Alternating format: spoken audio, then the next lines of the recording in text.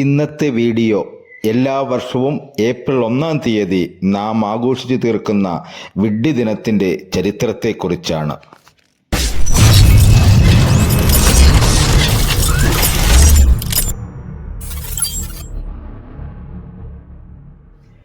വളരെ വർഷങ്ങൾക്ക് മുമ്പ് ഫ്രാൻസിൽ തുടങ്ങിയ ആഘോഷമാണ് ഇന്ന് ലോകം മുഴുവൻ വിഡ്ഢി ദിനമായി കൊണ്ടാടുന്നത്. ചരിത്രത്താളുകളിൽ പരതിയാൽ വളരെ ചെറുതല്ലാത്ത രസകരമായ ഒരു സംഭവത്തിൽ നിന്നാണ് ഇതിൻ്റെ തുടക്കം എന്ന് മനസ്സിലാകും. ചാൾസ് 9-ാമൻ്റെ ഭരണകാലം പോപ്പ് ആയിരുന്ന ഗ്രിഗോറിയൻ ഒരു പുതിയ കലണ്ടർ ക്രിസ്തുമത വിശ്വാസികൾക്കായി പ്രാബല്യത്തിൽ വരുത്തി. ഇത് 1562 ആയിരുന്നു. അതുവരെ മാർച്ച് 25 മുതൽ ഏപ്രിൽ 1 വരെയാണ് പുതുവത്സരമായി ആഘോഷിച്ചിരുന്നത്. എന്നാൽ ഗ്രിഗോറിയൻ കലണ്ടർ അനുസരിച്ച് ജനുവരി 1-നാണ് പുതുവത്സരം.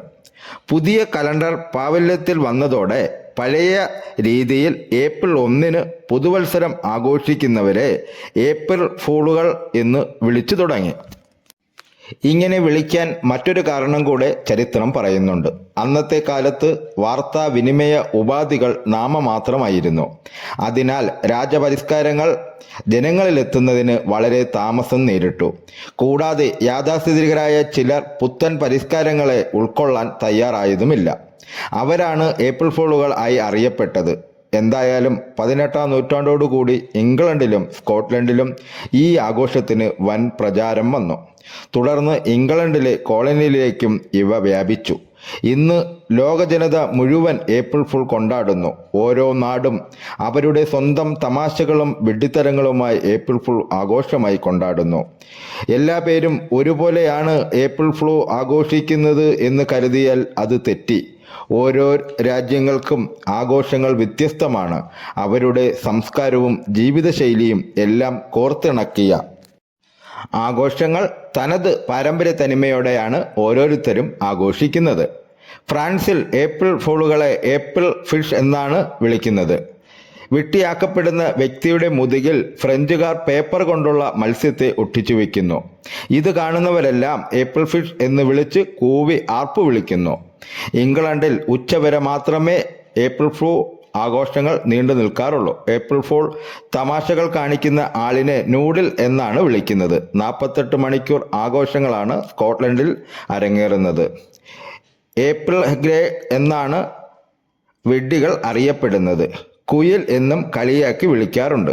കാക്കയുടെ കൂട്ടിൽ കൗശലം കാട്ടി മുട്ടയിടുന്നവർ ആണല്ലോ കുയിലുകൾ. 2-ാം ദിവസം ഏപ്രിൽ ഫൂൾ ഡെയിലി ഡേ എന്നാണ് അറിയപ്പെടുന്നത്.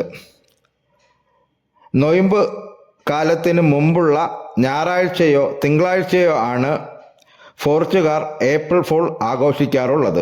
അമേരിക്കൻ നാടുകളിൽ ഏപ്രിൽ 1-ആണ് വിഡ്ഢി ദിനം ആഘോഷിക്കുന്നത്.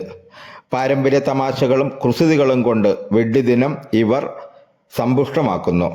മുൻപൊക്കെ പ്രാവിൻ്റെ പാൽ കറന്നുകൊണ്ടുവരാൻ ആളെ അയക്കുക, ചന്ദ്രൻ്റെ നീര് ഇറ്റുവീഴുന്നത് പാത്രത്തിലാക്കാൻ പറയുക തുടങ്ങിയ തമാശകളാണ് ഉണ്ടായിരുന്നത്.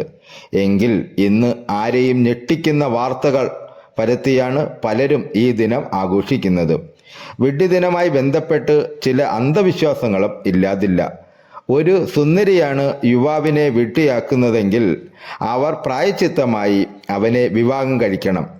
കുറഞ്ഞ പക്ഷം അവനുമായി ചങ്ങാത്തമെങ്കിലും ഉണ്ടാവണം എന്നാണ് ഒരു വിശ്വാസം.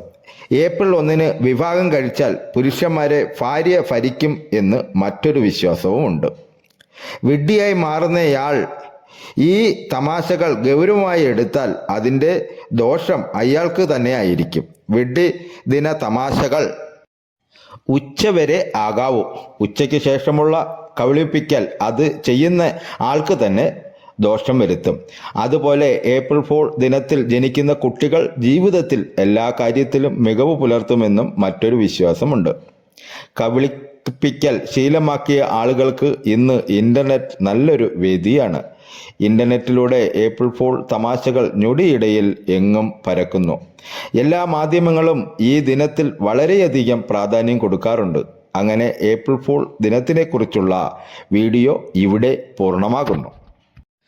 ഈ വീഡിയോ എല്ലാ കൂട്ടുകാർക്കും ഇഷ്ടപ്പെട്ട് കാണുമെന്ന് ദൈവനാമത്തിൽ വിശ്വസിച്ചു കൊള്ളുന്നു. ഈ ചാനൽ ആദ്യമായി കാണുന്ന കൂട്ടുകാരാണെങ്കിൽ എൻ്റെ ചാനൽ സബ്സ്ക്രൈബ് ചെയ്യുക, ലൈക്ക് ചെയ്യുക, കമൻറ്റ് ചെയ്യുക, ഷെയർ ചെയ്യുക. ഈ വീഡിയോയുടെ അഭിപ്രായങ്ങൾ കമൻ്റായി രേഖപ്പെടുത്തണമേ എന്ന് വിനയത്തിൻ്റെ ഭാഷയിൽ നിങ്ങളോട് അപേക്ഷിച്ചു കൊള്ളുന്നു. ഇനി അടുത്തൊരു വീഡിയോയുമായി നമുക്ക് അടുത്ത ദിവസം കാണാം കൂട്ടുകാരേ.